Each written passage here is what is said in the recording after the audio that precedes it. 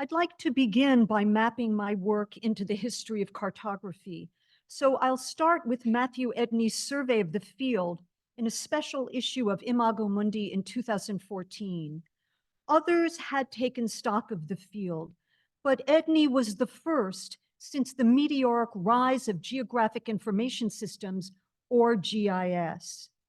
As you may know, GIS permits users to analyze the locational in data, picturing the results with digital files stacked above and synced with base maps in precise geographic alignment.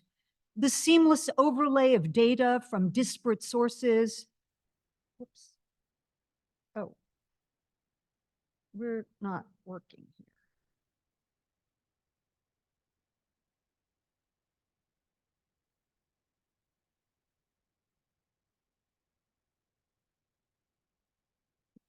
There we go.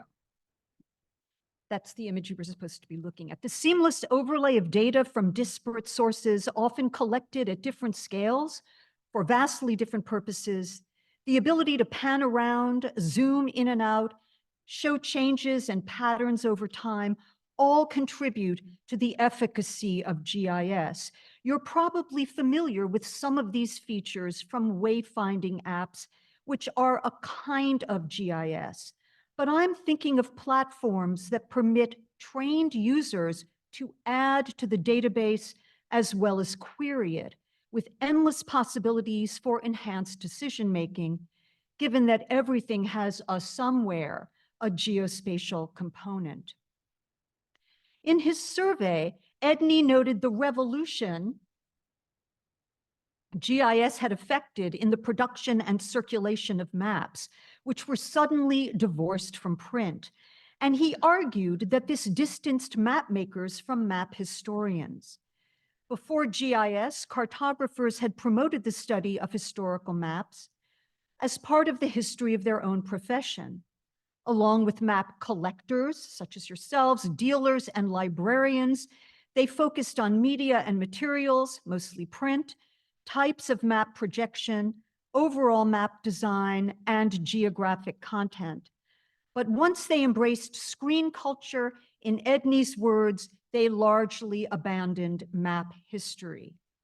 I would note that those still focused on analog maps did not see heuristic value in GIS for their own work as they were framing it.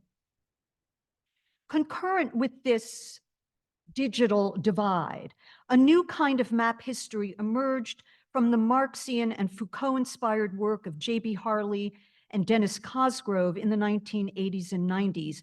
Broadly characterized as critical map history, this kind of scholarship still holds sway in the field, exposing the biases and blind spots of map knowledge, the ideological freight of maps in shoring up empire and nation states, and the commercial side of map making in the evolution of print capitalism. The maps addressed have largely been European in production, with expanding work on colonial and indigenous mapping, particularly under the aegis or in the shadow of early modern Spain, France, and England. No doubt this work has invigorated the field. Here as well, the breach with GIS has been of little consequence. Edney concluded his essay in 2014 with suggestions for future research. Although he did not advocate for the digital, scholars have leveraged GIS in historical studies to great effect. We should distinguish between the broader practice of using GIS in mapping historical data, an example of which you see on the left, and the application of GIS in the study of historical maps, which are very different undertakings.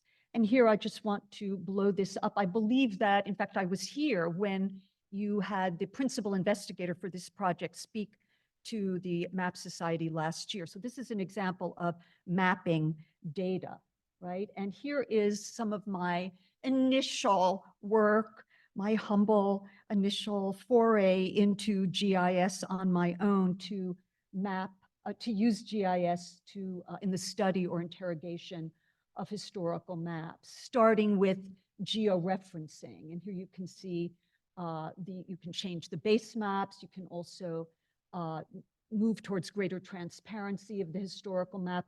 And the green and red that you see over there are control points that are essentially like digital push pins. Clearly, I'm interested in using GIS in this fashion as part of a larger project that also folds GIS into map history. My current research comprises a genealogy of GIS, the origins of which I trace to a specific place and time, although not to Canada in the 1960s, when Roger Tomlinson first harnessed computers for the mapping of big data and offered his innovation to the Department of Forestry and Rural Development in Ottawa for the more efficient and cost-effective planning of land use nationwide. This origins story for GIS is widely accepted today. Instead, I would turn to the year 1460 and the city of Venice, where the Venetian Republic turned to mapping in an unprecedented shift in data management and information technology. Of course, you will note that this map is part of much later cartographic production, but it shows you the location of the city. Here you see the extent of the Republic's territories. It was an empire. The footprint was never mapped in the early modern period. It never appeared as a discrete geobody, which is a concept that belongs to modernity, of course. Here is an 18th century painting in the Ducal Palace in Venice, showing you essentially all of the areas in which Venetian territories were held, but again, there are no borders, there is no indication of the footprint. So novel was the official decree in 1460, issued by Venice's Council of 10, one of the Republic's oldest and most secretive ministries, that it merits quoting at length. Concerning cities, fortresses, and provinces, which by the grace of God are subject to our rule, there is no one in our government able to give specific information about their location, breadth and length, or borders, or which dominions are nearby. Therefore, it is desirable to have in our chancery, in a true picture, the Latin is in the ablative singular, in vera pictura, in a true picture, a representation of each of these places, in order that whoever wanting to advise about them might have specific knowledge given to sight, ad oculum, given to sight, and not according to someone's opinion. By the authority of this council, then, let it be written and sent to the rectors of all our cities, estates, and fortresses, that having received good and right counsel from local citizens and others who are knowledgeable about each city and its surroundings, they have drawn the site, surrounding area, and related district with indications of east and west winds, fortresses, rivers, and plains, distances from place to place, and places nearby and their respective differences. And they should have each drawing diligently examined by learned and experienced men in order to determine if it is accurately rendered. And once done, they must send the pictures to our government. In response to this decree, maps began pouring into the Thames Chancery and soon into other government archives in Venice, collectively spawning what I would characterize as a geographic information system avant la lettre, with features and functions akin to digital GIS, if in analog form. Here, I'm thinking of the particular kind of visualizations the Chancery maps represent, with base maps and overlays deliberately synced in geographic alignment. I'm also thinking about their functionality as a collection, together presenting data collected at different times for different purposes and at different scales, stored in an information environment permitting access across discrete archives for the performance of operations akin to panning and zooming in and out. They also permitted querying the data. In terms of single maps, users could ask, how many miles between point A and B? The answer to which required the use of external hardware, a jointed compass, which is pictured here. They could also ask, in what direction is B from A? Or where are the salt pans in this region? And on which side of the border? I want to apologize as an aside for the lack of dimensions on this side. I think that's heresy for map historians not to include materials and dimensions. But this photograph will give you some sense as to the size of the map. Across multiple maps, users could ask, and again, I'm thinking in terms of querying, where has the border security been eroded? Where would fortification be most strategic? And what might that look like? In this instance on the screen, only one map was needed, given literal layering with paper flaps.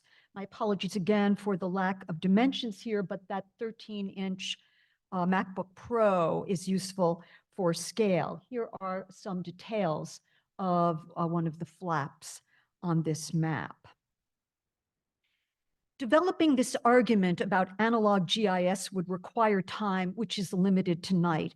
My goals here are more modest: to introduce you to Venice's chancery maps and the men who made them, the map's design features, symbology, and modalities of graphic representation, including the gradual shift from verisimilitude towards abstraction, and methods of storage and retrieval in an era before filing cabinets and flat archival drawers, certainly long before the invention of computer storage.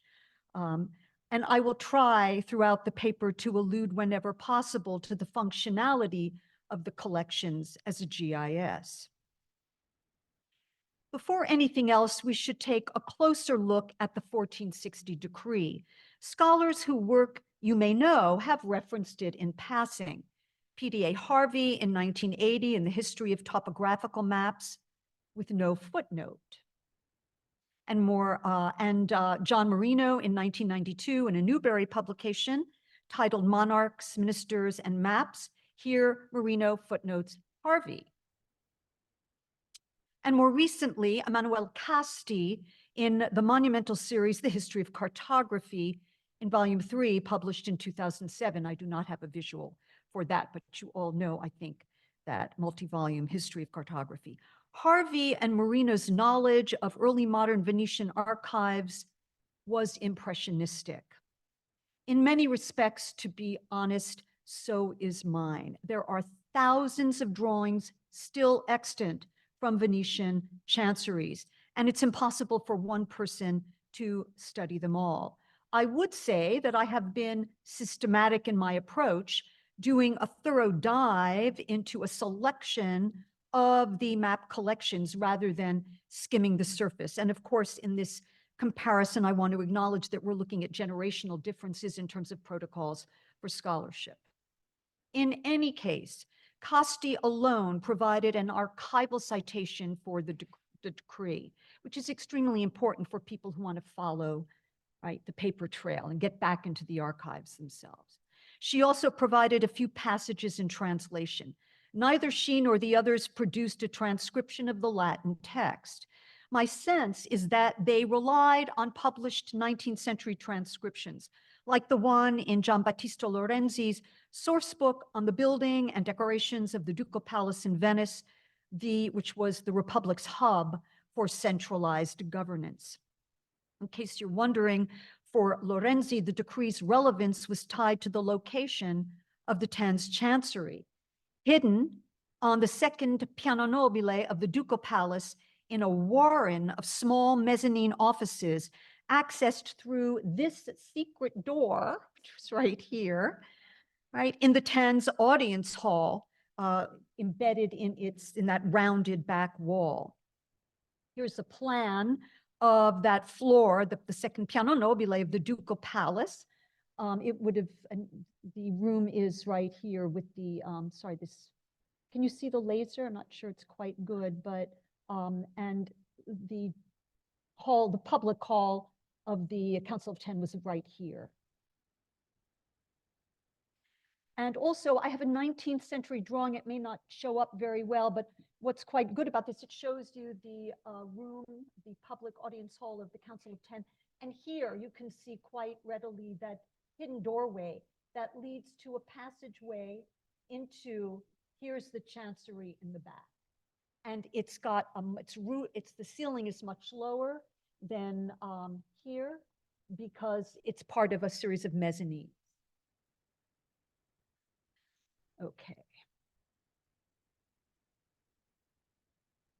I'm spending time on the spatial layout here, and I'm going to address spatial layout again throughout the talk because the functionality of any GIS depends on efficient methods of storing and retrieving data, and of course, convenient access, as well as on methods for manipulating the data for analysis. I would also note, by the way, that this location provided a layer of security for what were classified from the beginning as top secret documents, very sensitive documents. The modern state archive in Venice, where the decree is housed today, no longer permits direct access to the document, which is pen and brown ink on parchment. My own transcription, based on this high-resolution digital photo, departs from Lorenzi's in small but significant ways, most notably regarding the phrase ad oculum, which in this context meant offering site-specific information for viewing on a single sheet of paper each time, to be taken in at a glance, rather than by way of text, which would have required time across multiple folios or sheets. Lorenzi mistakenly transcribed ad oculum as ad consilium, meaning information offered to the council, thereby undercutting the primacy the 10 were granting to pictures, which was astonishing in the mid-15th century.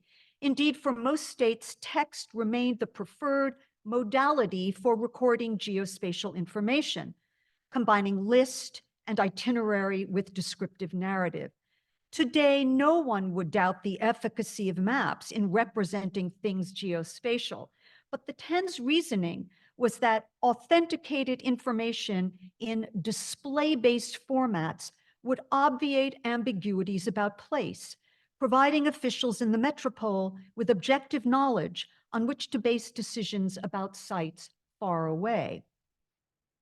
In addition to paleographic concerns, I take issue with Casti's suggestion that the decree was limited to Venice's terraferma, which is to say to its mainland Italian holdings up there where the arrow is. In fact, it also pertained to the Stato da Mar, the Republic's maritime territories stretching throughout the Adriatic, Mediterranean, and even into the Aegean Sea.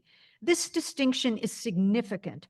The call to map such a sprawling trans-regional state was unparalleled.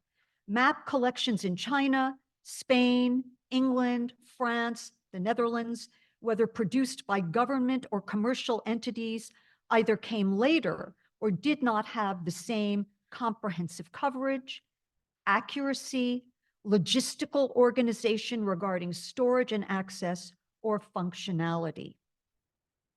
Well, you might ask, why was Venice the first to introduce systematic mapping as a central component in a working state archive? Scholars have pointed to exigencies driven by its territorial reach. Indeed, the decree came shortly after the Peace of Lodi in 1454, which extended the Republic's holdings further west than before, as far west as Bergamo and Brescia, really almost up to Milan. It also predated the Ottoman-Venetian Wars, the first 5 of which eroded Venice's territories to the east. But size is not adequate as an explanation. Other empires were far more expansive, yet had not embraced the practice. A deeper dive into the sources reveals that in 1460, the Council of Ten included Jacopo Antonio Marcello, a Venetian with vast military experience and hence firsthand topographic knowledge, limited, however, to the Republic's terraferma, where he had served on the battlefield. Clearly, he understood the problems faced by officials making decisions about unfamiliar places. Marcello was also an avid humanist and played a central role in the circulation of treatises by Ptolemy and Strabo soon after their rediscovery in the 15th century. In fact, he financed the first translation of Strabo's geography from Greek to Latin. In 1459, famously gifting one of the first manuscript copies to René d'Anjou, deposed King of Naples, whom Venice was nonetheless courting as an ally. Strabo, a near contemporary of Ptolemy, intended his work for statesmen and those conducting commercial affairs who would benefit, he argued, from site-specific information. Indeed, he made much of his extensive travels when claiming a voice of authority.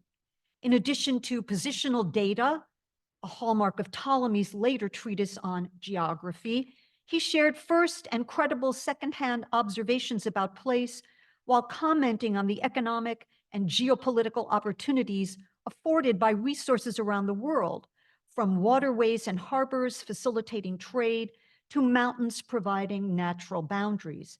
Such concerns were shared by 15th century officials in Venice.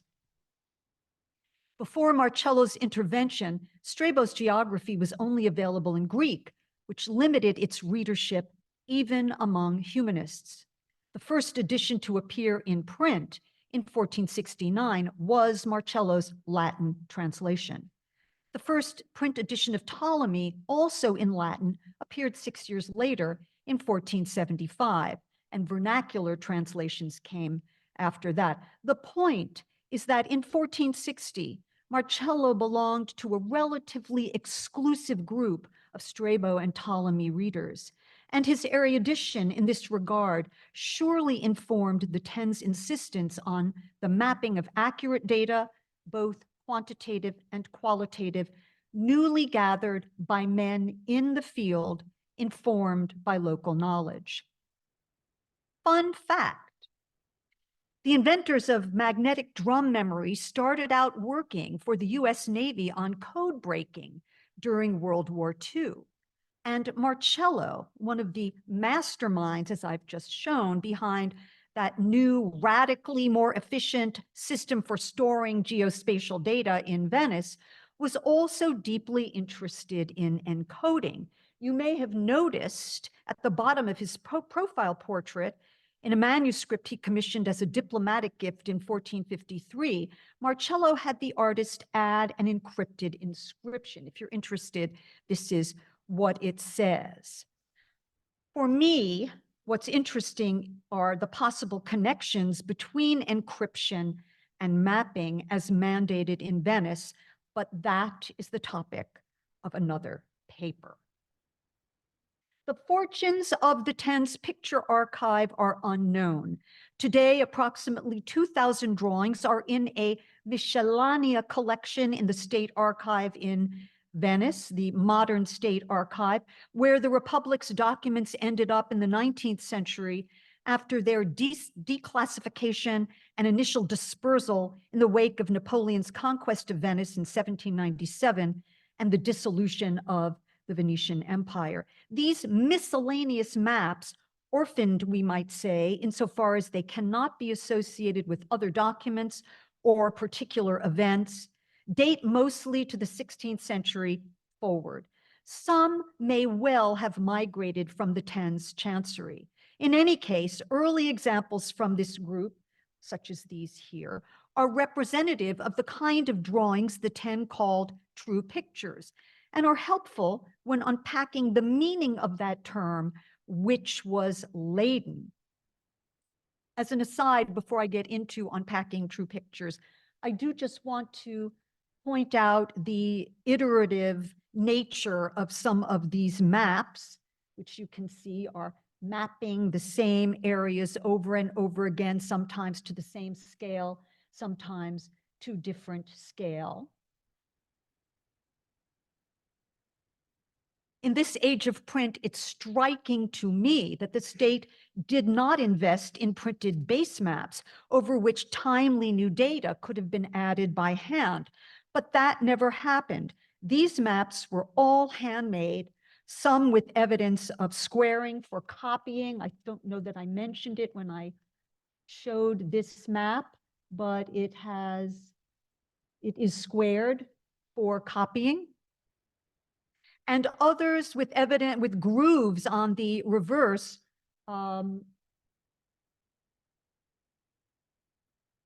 which suggest tracing from a prototype. Back to the concept of true pictures.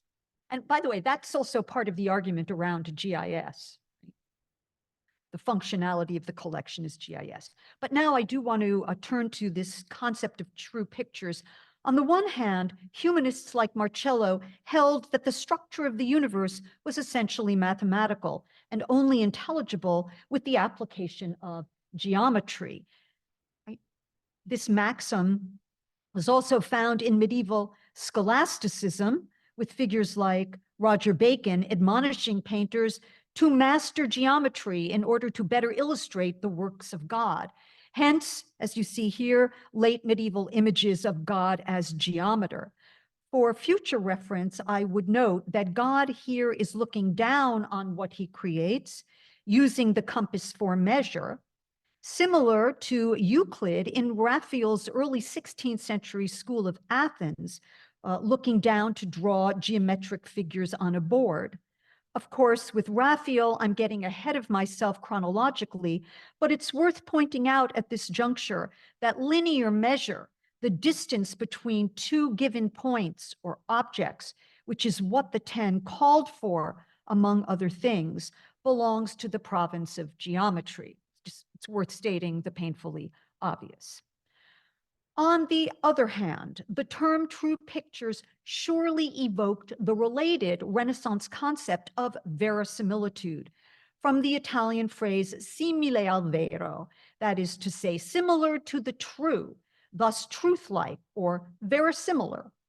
Of course, by the mid-15th century, verisimilitude in the visual arts turned on linear perspective and increasingly on aerial perspective in an effort to replicate embodied sight.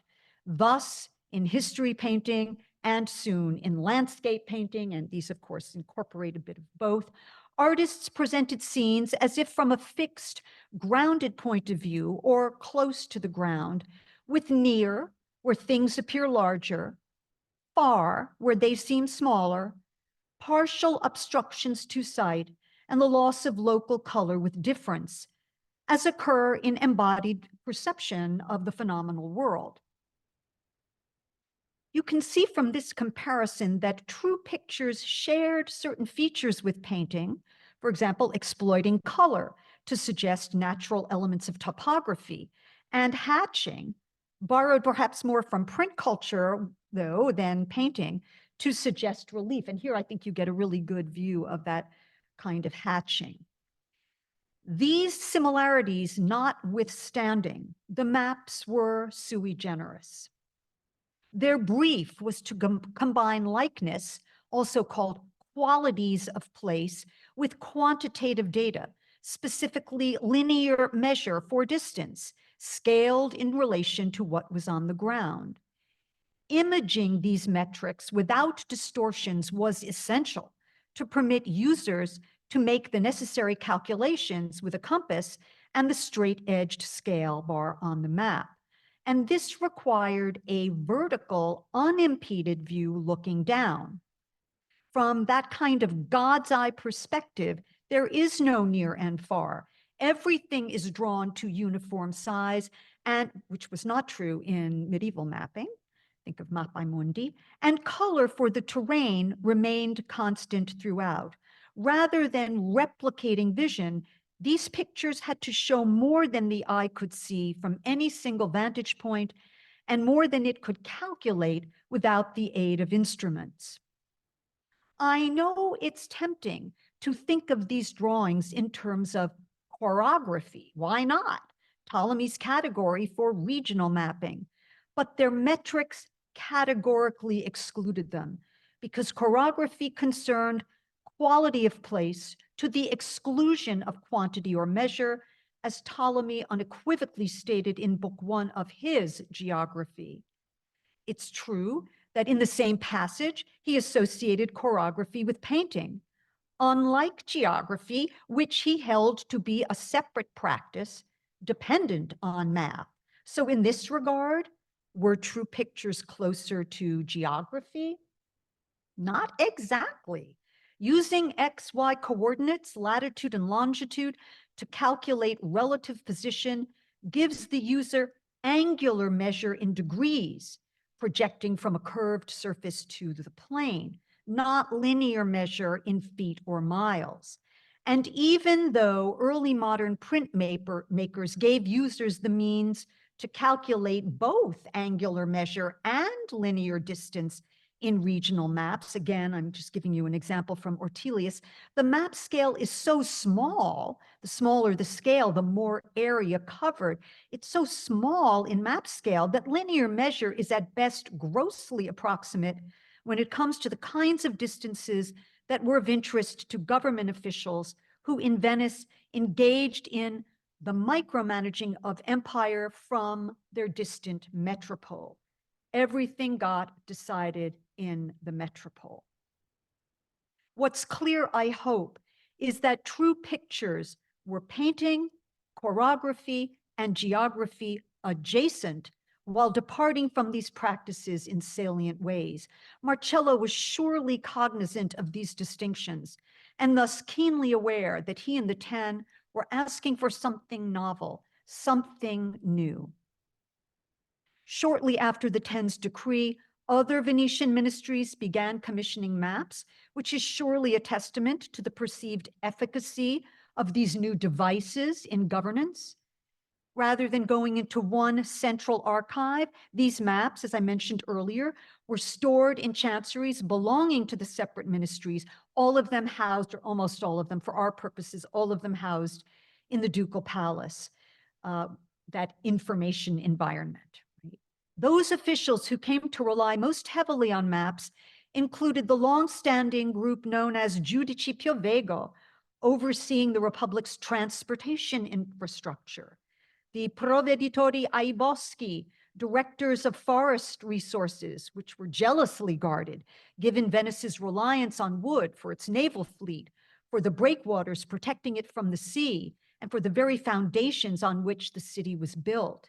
The Provveditori alle Fortezze, established in 1542 to address the need for updated fortress architecture with the advent of gunpowder, and the Provveditori sopra beni inculti, formalized in 1556 to manage land reclamation largely through irrigation and the draining of marshes. I would note that their purview collectively was the protection and planned use of natural resources, similar to the concerns of Canadian officials when embracing the first computer-based GIS.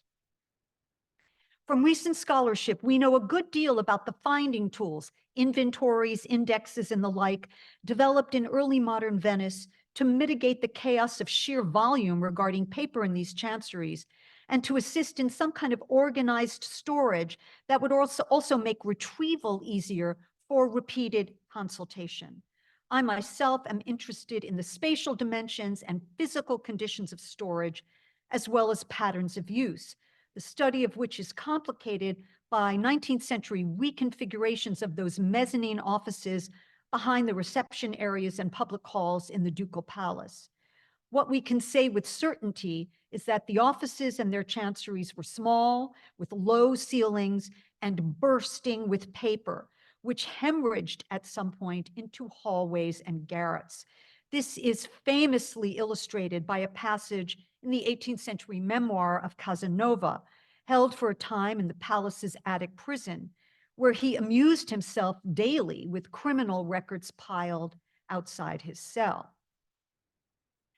I spent the summer of 2019 looking through what's left of the chancery of the overseers of fortresses, which is rich with relevant information about maps in record books and in inventories made for the first time more than 200 years after that ministry was established, again, back in 1542. So these are 18th century inventories, the very first ever made. It's unclear where their offices were initially located in the 16th century, but the rooms they came to occupy in the 17th century at ground level on the south side of the palace were completed in 1611. That would be on the south side of the palace, but on ground level. Remember, the 10's rooms were over here on the piano, the second piano nobile.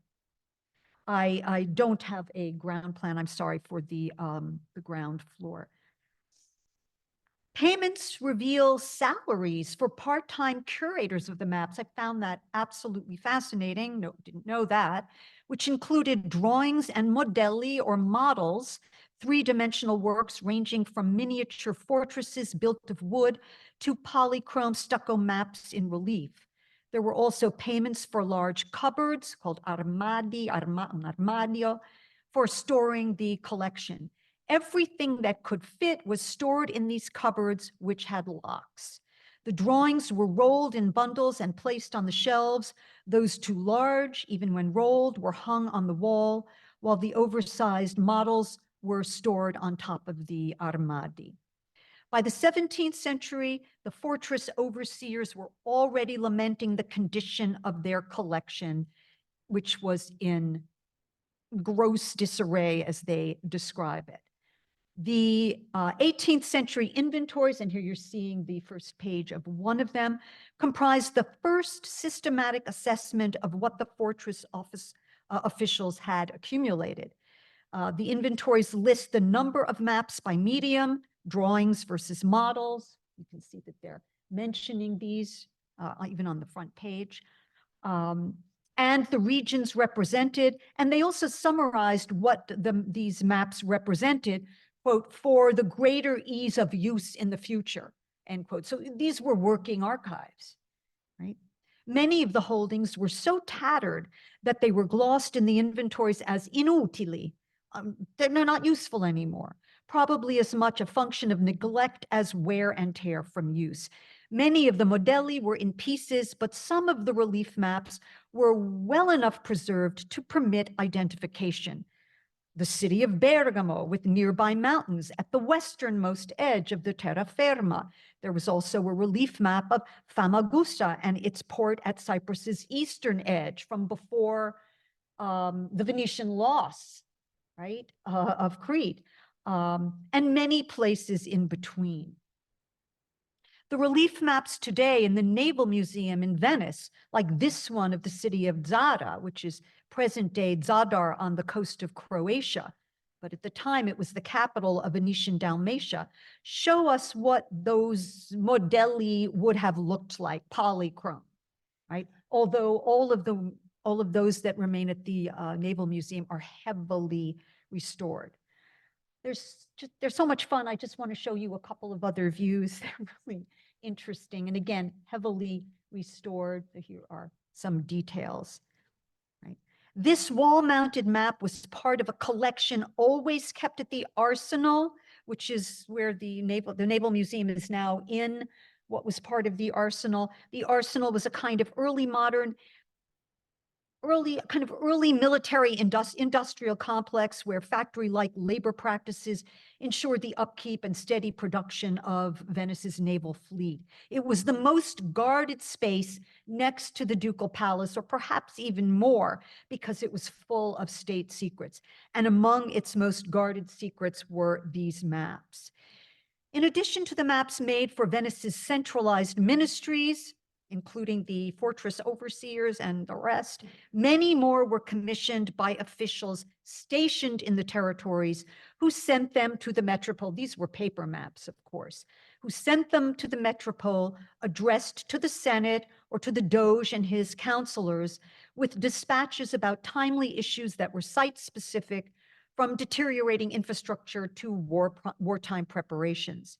After the dispatches were received and read, they were archived. the most sensitive in a chancery known as the segreta, which I think I already mentioned was constructed after the fire of maybe I haven't mentioned it yet. It was constructed after the fire of 1577 when a lot was destroyed in the Ducal Palace. As part of the archiving process, the dispatches were stitched into bound volumes of documents, and I forgot to put a slide in of that, I'm sorry, or kept as loose papers in folders with other unbound documents related either by sender or region discussed. As a rule, they were accompanied by the maps that had been enclosed with them. No dedicated inventories were kept of these maps in the segreta, which numbered in the thousands and were just lost amidst all that paper. Without lists or indices, they would have been difficult to keep track of and retrieve.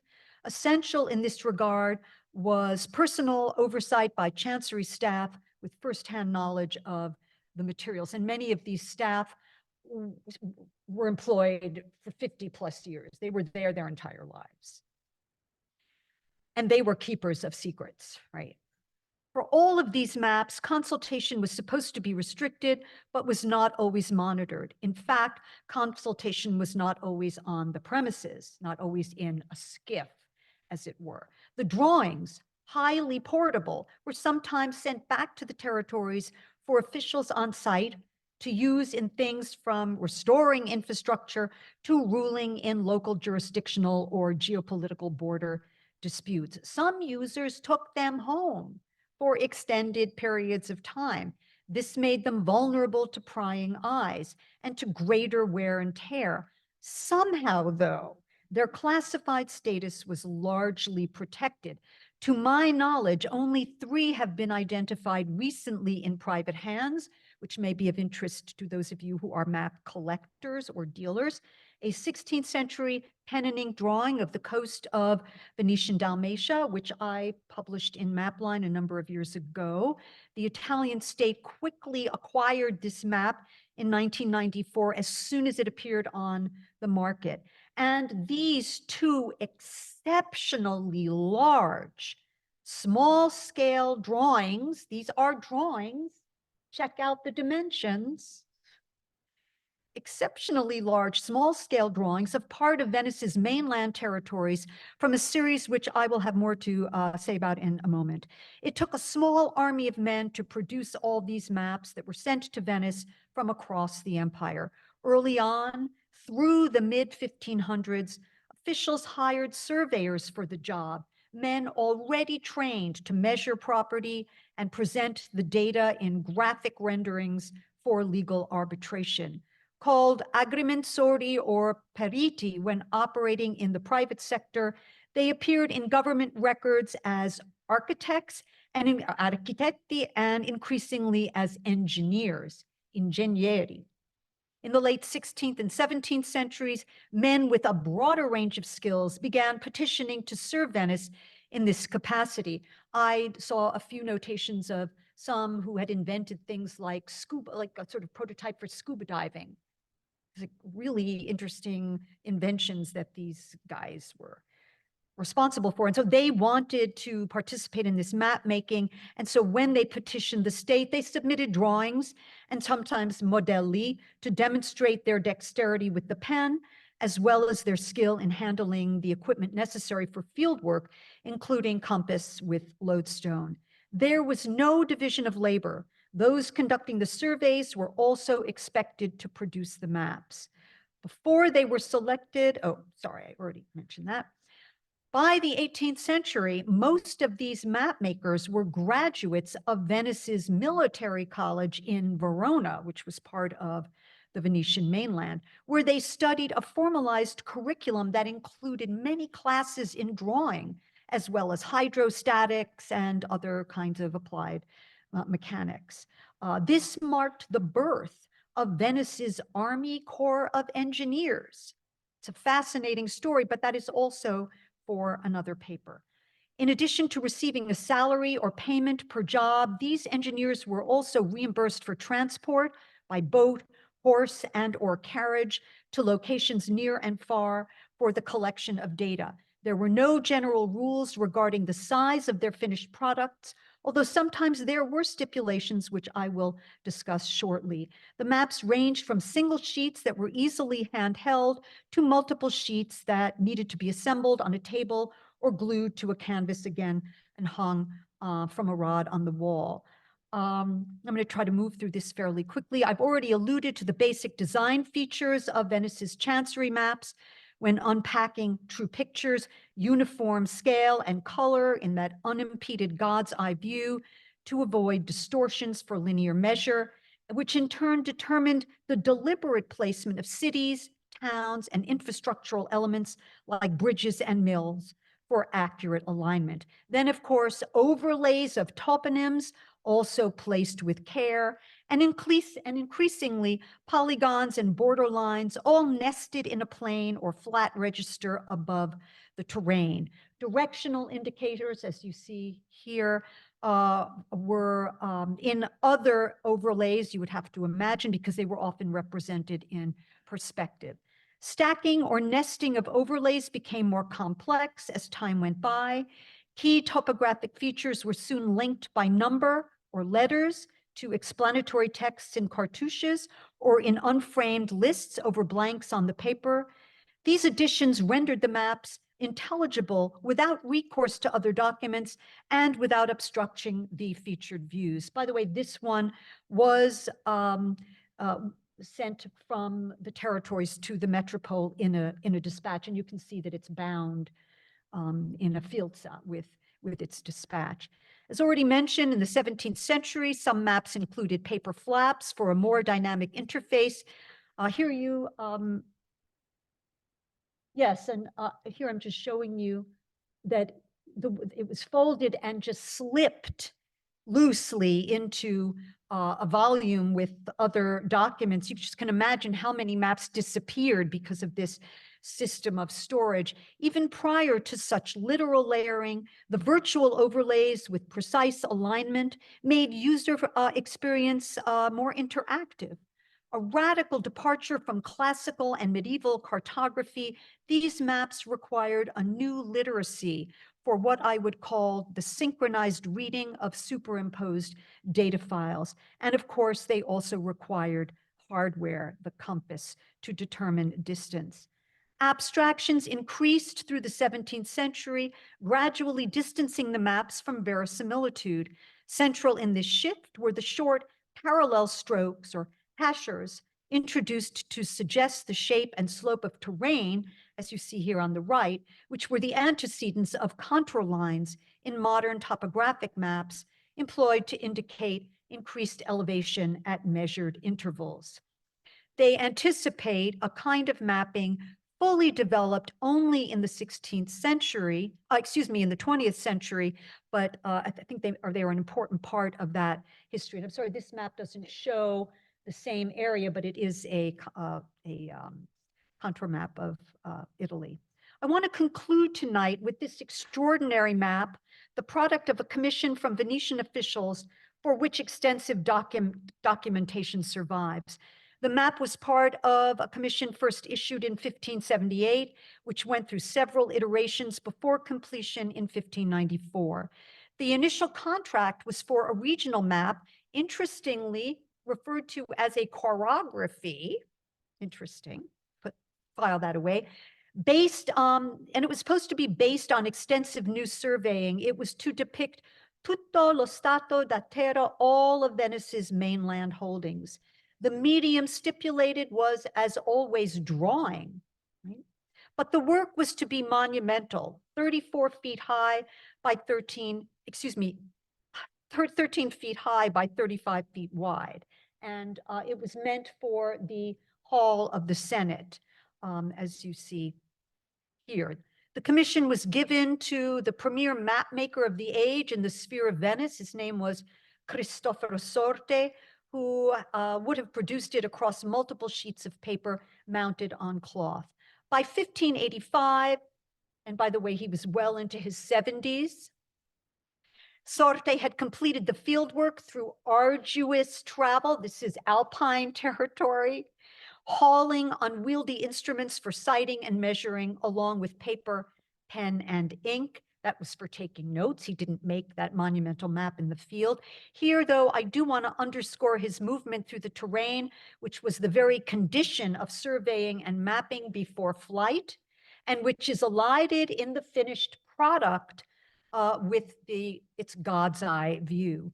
I also want to underscore the opportunities this brought for sightings and observation of the terrain from multiple viewpoints. These are matters that GIS can help illuminate for us as historians of maps through georeferencing and 3D modeling to establish viewsheds and possible sight lines in alpine terrain. And I'm just now starting to learn the 3D modeling.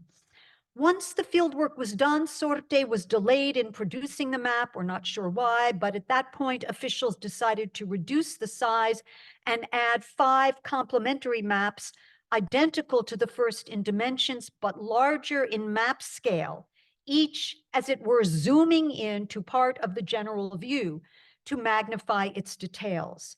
The general view no longer exists, but we know it never was hung in the Senate Hall.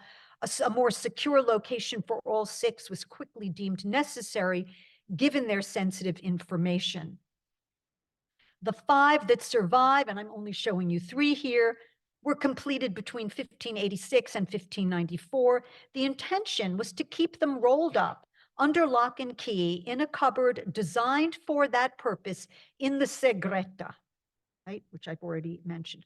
Although Sorte's contract called for uniform size for all 6 maps, he ended up varying their height. I think, yes, I see you can compare. These are 11 feet long. This is 7 feet long. Their width, however, was a constant 5.5 feet, just shy of the width of the cupboard built to hold them. Whoops, that just shows you the segreta again. My selection of this map to end with is largely based on the availability of this amazing high resolution photo. At 7 by 5.5 feet, it's the smallest of the 5. The contract specified what Sorte was to include: towns and cities, ports along the coast, lakes and rivers. With north at the top, the Piave River appeared along the west edge. It actually runs off that edge of the map and then reappears below. Here you can see where it empties into the Adriatic, just north of the lagoon. And the Isonzo River appears to the east. The map also includes Venice's sovereign limits and the transit points permitting direct passage between Venice and foreign lands. They were all Habsburg in this part of the world. In constant fear of incursions, Venetian officials wanted to be able to query the maps with questions like which passes would permit transit by cavalry and which limited transit to foot. Sorte used Roman numerals in gold to answer these questions, to mark the passes that were appropriate for large groups or only for on horseback or only for foot traffic. And he added information about them in a cartouche placed, well, I'll tell you where it's placed in a minute. I'm just giving you a snapshot of that relevant part of the cartouche where it says here, and I'm translating, number 4 at Perarolo, where the Boite River or tributary enters the Piave River, and there is a pass of great importance with Roman numerals painted in gold shell gilding, right? The Roman numeral number 4. In Sorte's own words in the contract, he stated that he would place the cartouche above the drawing, sopra il disegno, right, where it wouldn't obscure the topography below. As in the 1460 decree, the contract also called for directional indicators and scale bars for measuring the distances Sorte had carefully calculated between places of interest on the ground. And I'm just showing you the clever way he incorporated the directional indicators with the cartouche. And here you can see where he put the scale bar, right? These features were also added, as it says in the contract, sopra il disegno, which of course had become standard by 1590 in mapping. But I want to underscore here the language of layering and stacking. used self-consciously here, figuratively, right? In a way that's reminiscent of GIS. If fundamentally a drawing on paper with pen, I think I'm running out of time, so I'm going to skip this delicious material I have about color and just jump to the end. Yes, let's see. Yes, I want to talk about, yes, I'm sorry, I have to skip all this stuff about color so that I can get to the end. The only mountain that's named, let's see if I can get it, it's up here. The only mountain that's named in this monumental map is known today as Peralba, but in Sorte's day, Monte Cecchis. 8,800 feet high and well within the viewsheds of the peaks and valleys that Sorte traversed. It was of interest to Venetian officials because it was literally spitting distance from the border with the Austrian Archduchy. And it was also of interest to Sorte because he was an expert in hydrology, among other things, and this was where he located the source of the Piave. If its rendering here seems artful and fantastic, photographic views, whoops, I'm just going to make my way. There it is. There's Monte Cecchis. Yes, if its rendering here seems artful and fantastic, photographic views recorded by alpinists and aerial images on Google Earth suggest that Sorte relied on, that Sorte here embedded observations he made from Peralba's foothills to give something of a true picture of the morphology of the rock face, but from greater proximity and a far more oblique angle than when surveying, which required distance, either across a valley or from opposite peaks. Far from exact, it had a good deal of the verisimilar, based on observation by someone schooled in the art of painting, which belonged to the part I just chopped out, and brings us rather close to the kind of embedded experience we get virtually these days with things like Google Earth. GIS has a place, I would argue, in the history of cartography, and my project, as you can see, is to use it to interrogate its own origins. Thank you very much.